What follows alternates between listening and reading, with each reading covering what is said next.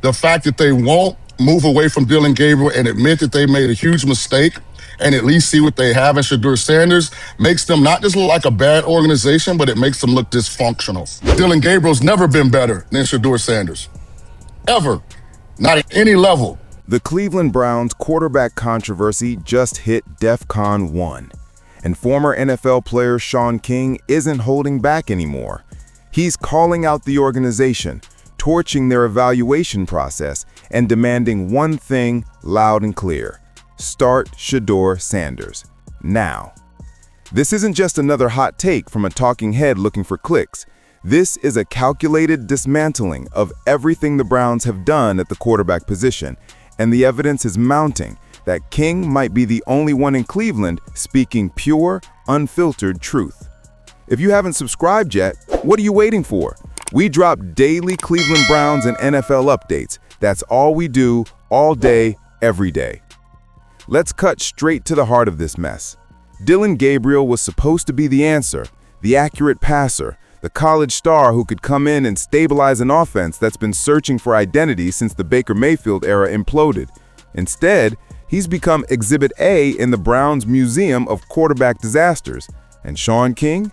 He saw it coming from a mile away. They should have alternated starts for this particular reason. When you don't alternate starts, now if you give the other young quarterback a chance to start, it looks like you're giving up on the one that's currently playing. That's the brilliance of King's analysis right there. He predicted this exact scenario months ago. By committing so heavily to Gabriel from day one, the Browns backed themselves into a corner where any change looks like panic. Any adjustment appears desperate. It's organizational incompetence masquerading as loyalty. But here's where King's critique becomes absolutely devastating. He's not just saying Gabriel isn't working, he's questioning how the Browns ever thought this was going to work in the first place. He did not have the traits of an elite starting quarterback in the National Football Leagues. Couple that with he's very undersized. The Browns used a third-round pick on a quarterback who doesn't have elite traits and is undersized for the position. But wait, it gets worse. But Dillon isn't that fast. He's not that agile. He's not big. He doesn't have a big-time arm. He's not overly accurate on a consistent basis. Like, I just don't know what.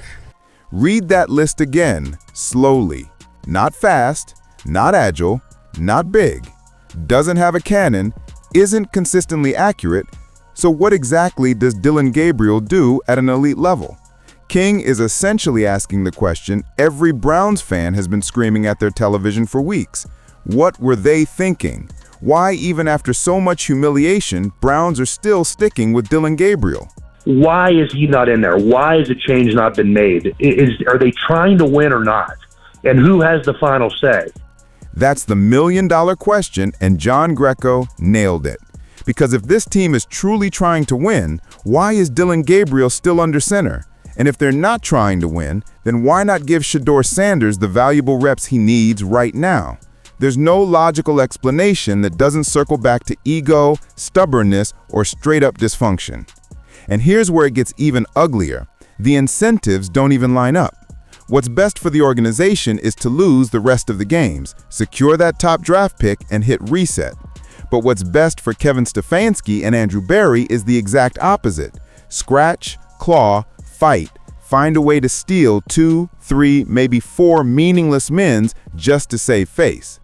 That's the heart of Cleveland's chaos. The front office and the coaching staff aren't even playing the same game anymore. The franchise wants the future, the staff wants survival. And stuck in the middle of that mess is Shedeur Sanders, watching his development window shrink while the Browns pretend everything's fine. And to make matters worse, defenses have already figured out Gabriel. Teams know he's unwilling to throw the ball downfield, so they've tightened up underneath coverage, jumped routes, and dared him to go deep because they know he won't. Once defenses sense that fear, it's over. They take away your comfort throws, suffocate your rhythm, and expose your limitations. That's not just a slump, that's a death spiral. And right now, that's exactly where the Browns' offense lives. That gets better or that can carry him over an extended period of time. Like, it'd be one thing if he was this size, but he was a Kyler Murray type athlete. That's the tragedy of this entire mess. Gabriel isn't the villain. He's a victim of organizational arrogance. He was drafted too high, thrust into a starting role he wasn't ready for, and now he's being fed to the wolves while the people who made the decision hide behind process and development. So what's the answer? Shaun King said it crystal clear. Start Shedeur Sanders immediately. To be honest, it's super unfair to Shedeur Sanders. The Browns have created a no-win scenario for everyone involved. Gabriel can't succeed because he's not talented enough for this level. Sanders can't succeed because the bar will be impossibly high after all this waiting. Stefanski can't succeed because his credibility is shot. Barry can't succeed because his evaluation process has been exposed. But I was 100% being honest that Dillon Gabriel's never been better than Shedeur Sanders. Never at any level. That statement should end every debate. If Gabriel has never been better than Sanders at any point in their careers, why is he starting now? What magical transformation is supposed to happen at the NFL level that didn't happen in college? Even Greco, who tries to remain diplomatic in these discussions, admitted. I think Shedeur can probably make a little bit better throws and be more accurate, something that we thought Dillon Gabriel was supposed to be. Notice that last part. Something we thought Dillon Gabriel was supposed to be.